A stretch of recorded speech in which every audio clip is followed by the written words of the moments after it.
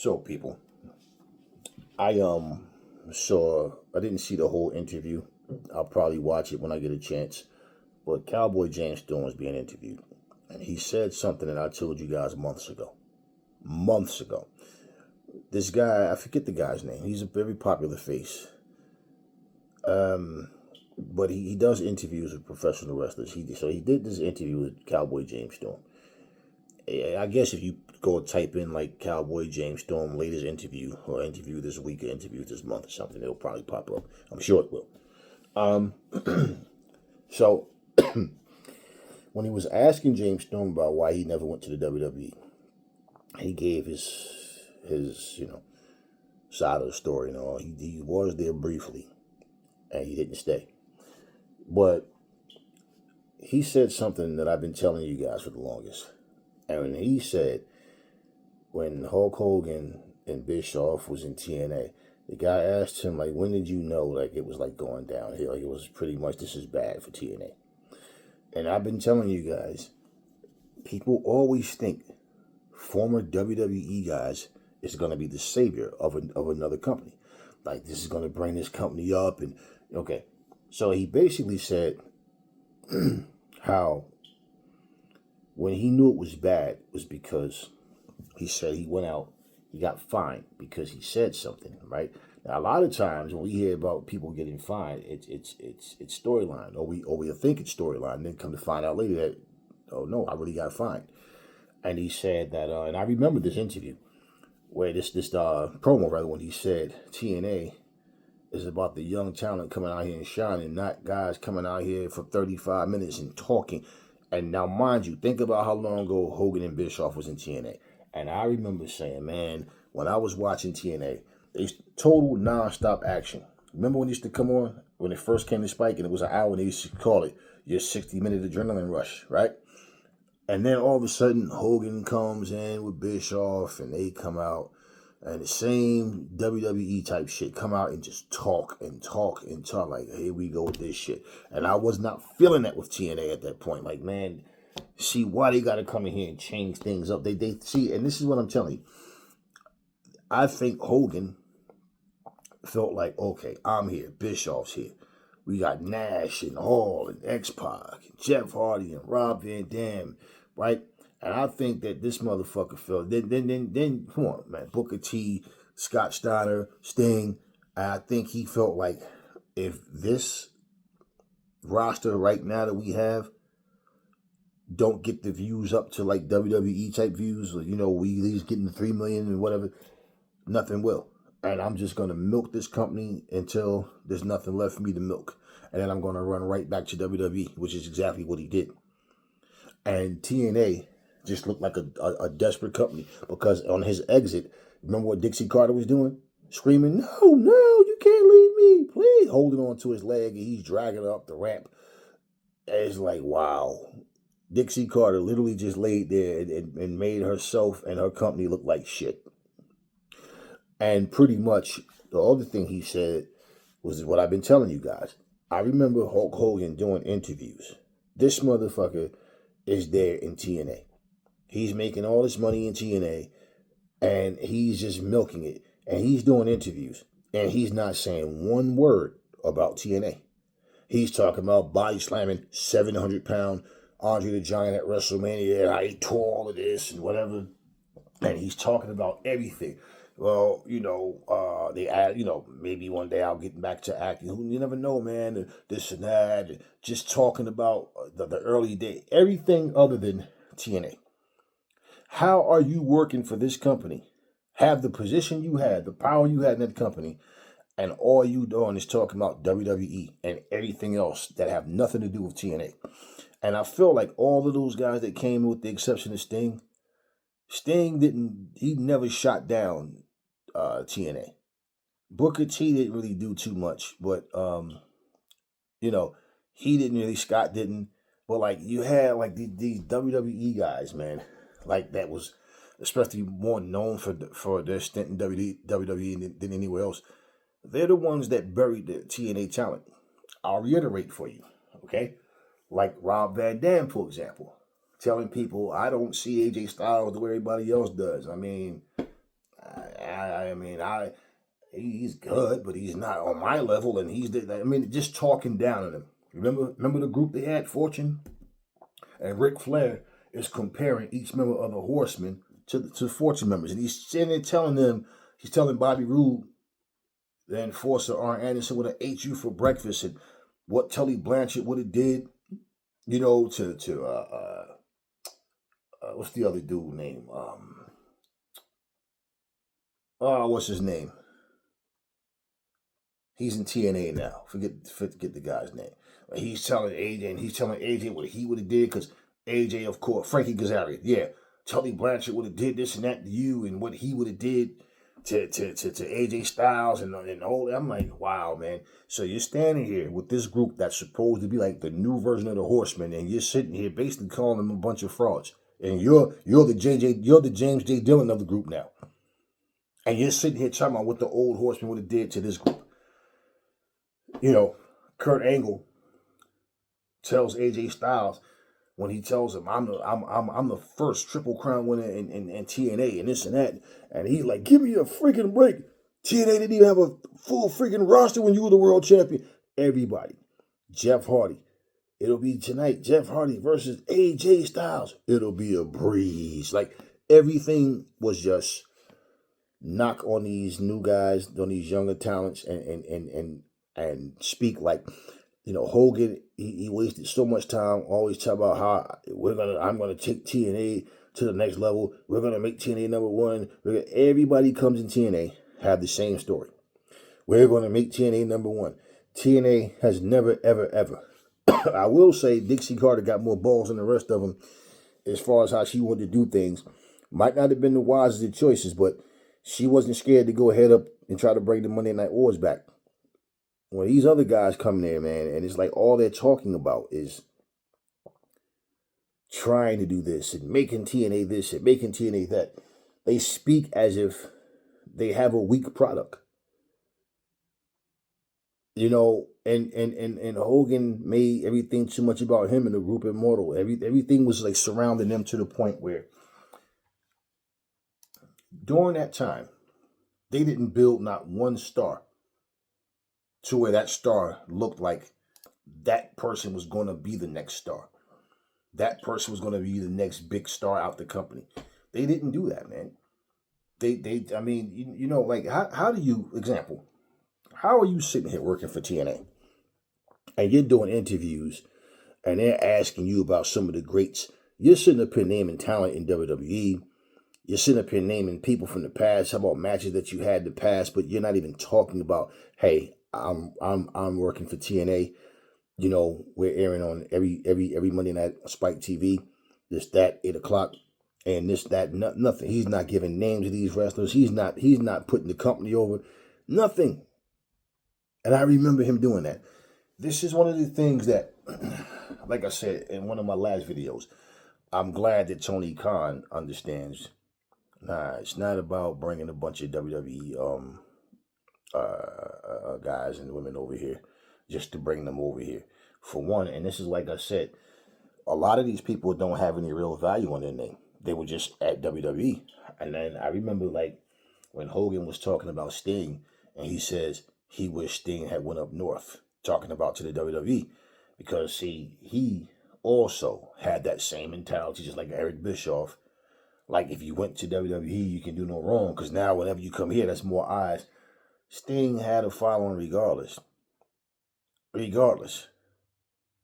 You guys were getting over 1 million views, okay, on Spike TV for TNA Impact. It was getting like a 1.3, 1.4, like every week, But at the same time, right? That mentality of wherever Hulk Hogan goes, professional wrestling goes, it worked in WCW. But by the time he came to TNA, it was a different time. He was older now, and who the fuck wanted to see him wrestle then? Even though he got a couple of matches in, probably the most memorable one was the one he had with Sting. When Sting was trying to, and that's when Hogan turned back face during that same match. But it was just one of those things. where when history repeats itself, that's why, I told you guys, like a couple of days ago, I read an article where what's my man name? Matt Riddle was talking about how he feel like Tony Khan gets it now too, that these guys, they run from WWE when they get released, or they want their release, and then they come over to AEW, get a nice big fat check, and then as soon as their fucking paycheck, their contract expires, they go running back to the WWE. And it's like, you need to get people that's going to be loyal to AEW. And this is my thing, man. If you come from the WWE, I feel like there's always room for a makeover. Especially if, we're not talking about John Cena. We're not talking about, Cody Rhodes is already in the AEW. He was at the beginning of it. Okay, he was there for the beginning. He helped build the company. We're not talking about Roman Reigns or nobody like that. We're talking about, the biggest name that they released so far in more recent weeks, they say past month or so, is like Braun Strowman. And he comes, Shayna Baszler was used very weakly. She barely gets reactions when she comes out. And this is what I look at. So the fact that you show up in AEW doesn't mean all of a sudden now here all these fans are going to come. A lot of these, Shayna Baszler, like a lot of these people don't really have a big fan base. They have their own Instagram or something, their own YouTube or Facebook. So they, whatever followers they have on there, those people are not, like necessarily gonna follow you to another company. They're just following you only because you are in the WWE already. You see what I'm saying? So you leaving there, okay, the people that's already fans on your channel or whatever, however, there's no automatic ratings boost, especially for somebody who's not, seeing his main event level, top level, really stood out. This is why when you bring people in, you have to, work out how we're going to change this person's character, what we're going to do to get some notoriety to this person and get them seen in a different light. That's what has to happen. Shayna Baszler walking right now into an AEW ring as she is. I don't really see a whole lot happening. Now, Braun Strowman would probably get more eyes than her, but even Braun Strowman, you got to look at him. They had this guy losing match after match after match, and then they barely used Braun Strowman. So you bring him in and you do something different with him, and depending on where you want to position a person,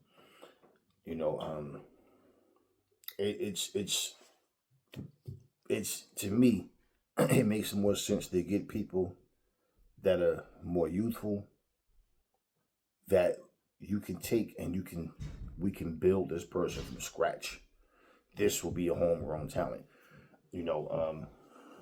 Yeah, I mean, and when you look at what's going on, it makes you think, we just got Ty Mello back.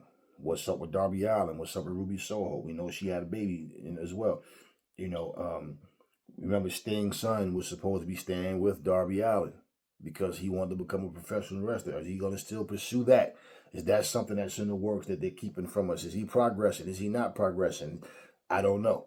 But, I've never been a fan of just because somebody leaves the WWE and then they go pop up in the next big promotion and like people have these ridiculous expectations, like ratings are just gonna. I mean, you go back in time and look at what wrestlers left and went to what company, how the ratings didn't go crazy just because that person came.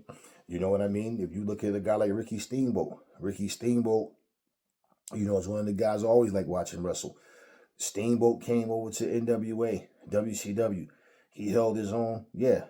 But as far as like ratings and all, when Hogan came, Macho Man, they all, sometimes it take other people to come. And then people start to reminisce more about a certain time frame where you had all these guys at the same time in a different promotion.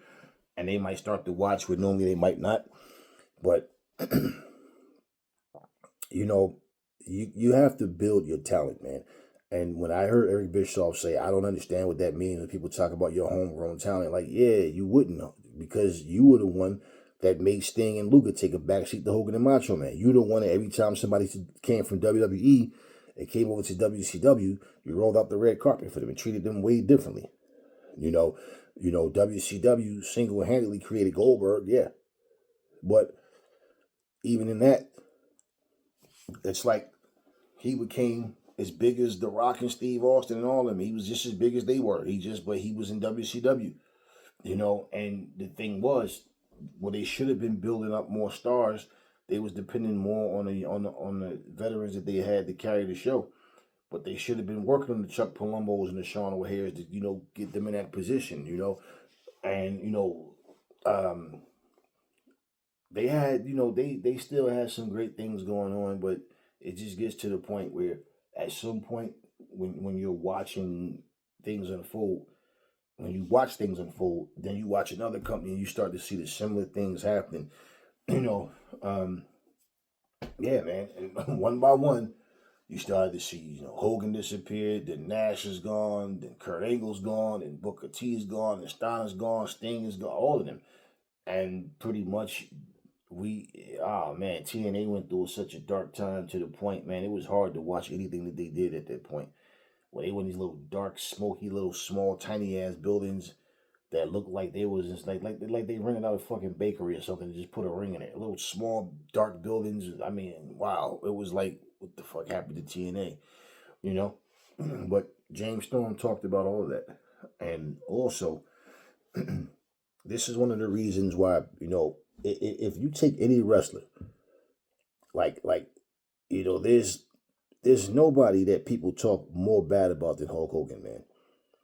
And they all say the same things. Hulk is all about himself, man. This dude, he's about himself, and he'll step on anybody.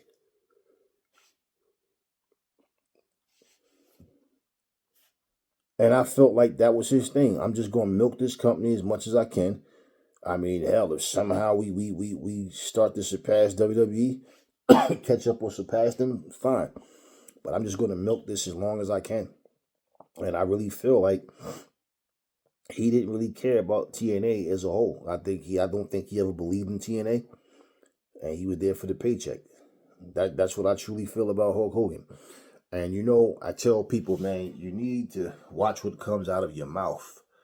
You need to watch what you say about other people. You need to watch, always trying to clown people and talk shit about people and think it's funny to make fun of somebody having a bad situation. Well, Ric Flair, like last week, was it?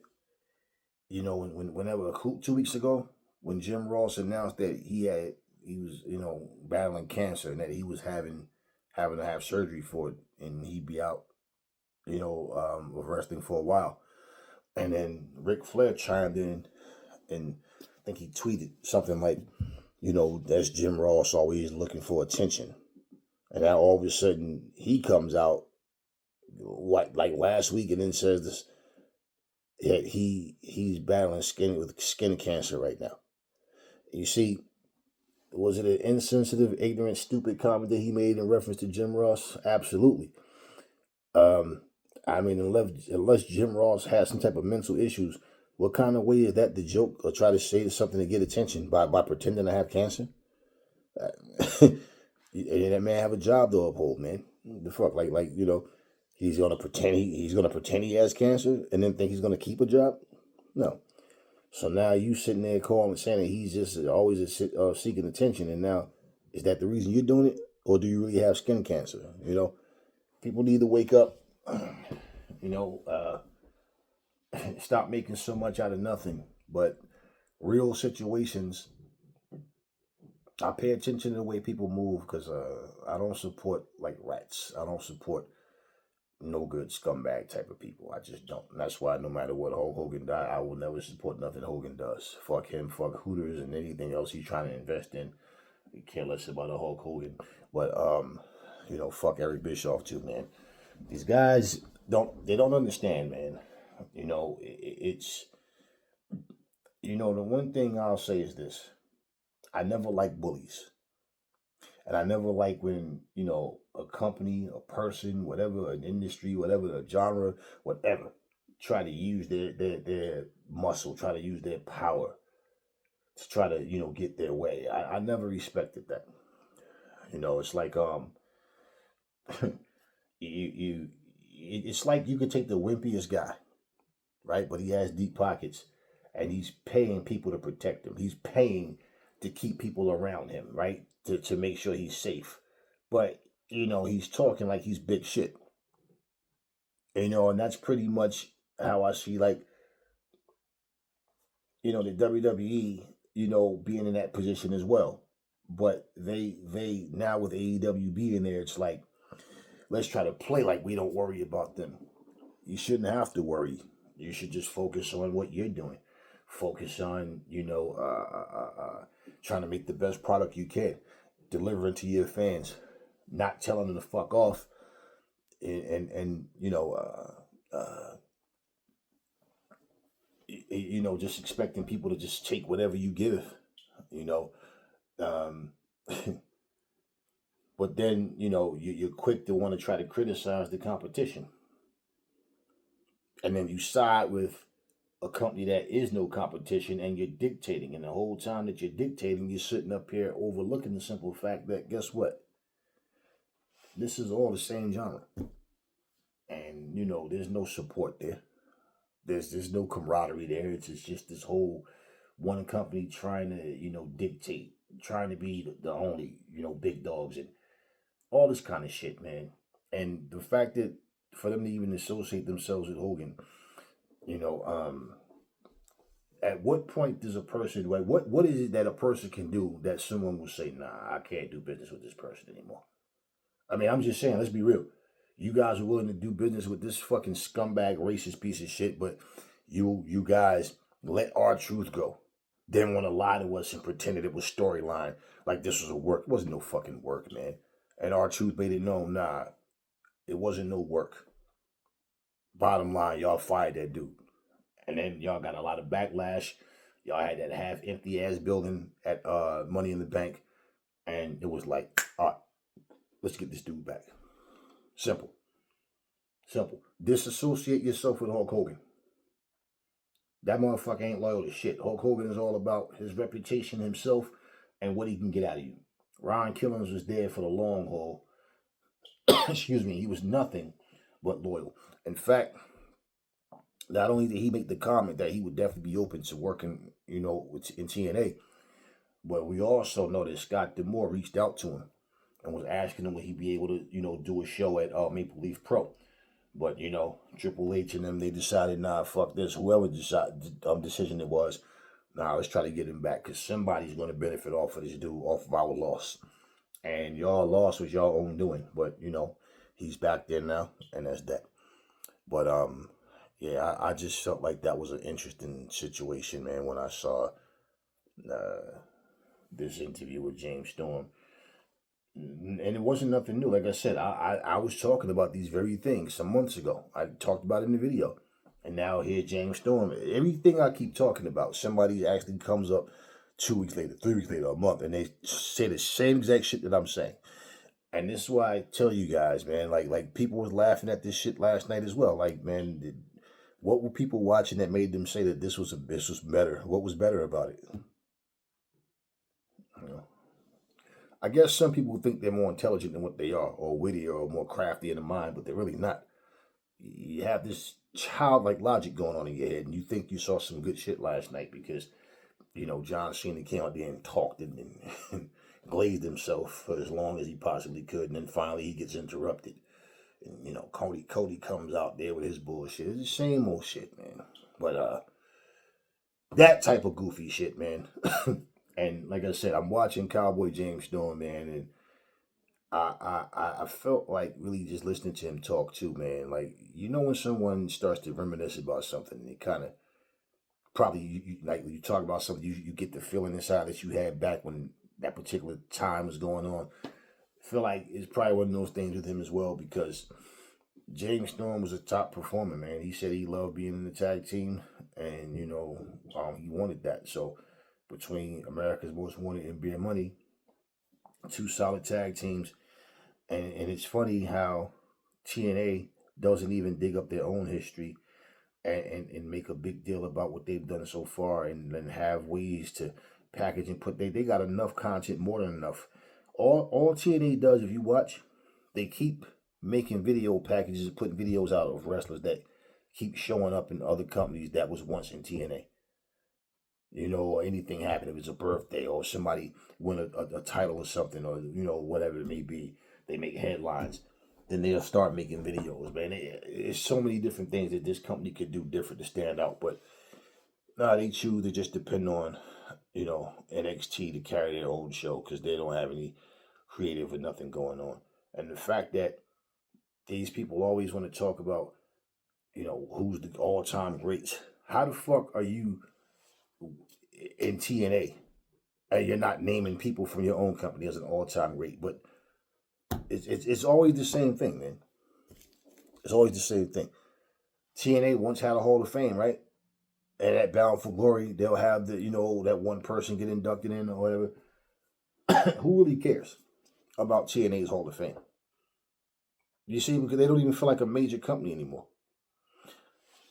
But yeah, Cowboy James Storm said a lot in that little clip that I saw. So I want to go watch the whole video. And I don't think I'll talk about it. Maybe I might. Depends on what I hear. I don't know exactly how long the video is, but I saw a small piece of it. But anyway, that's my thoughts and what I've seen happen so many times. And it's like, it's time for that to stop, man. Be creative. You take what you have and you take yourself, you and your company work together to go to the next level and the next level. You know? Well, once it gets to the point, man, like I said, where people are just depending on released WWE stars to take that person and let that person lead their company, it does take away from your homegrown talent and the people that you already have there. Because, I mean, hell, there's not a point ever in Mercedes Moné's career that she was doing better in WWE than she is right now in AEW. Not once. Toni Storm, Jamie Hayter, none of them. The Hurt Syndicate. I mean, Bobby Lashley, even though he held that belt, everybody knew Roman Reigns was the champion, you know, because they didn't see Bobby Lashley as, if you wrestle Roman Reigns, we're going to have you win. No, nobody was beating Roman at that time.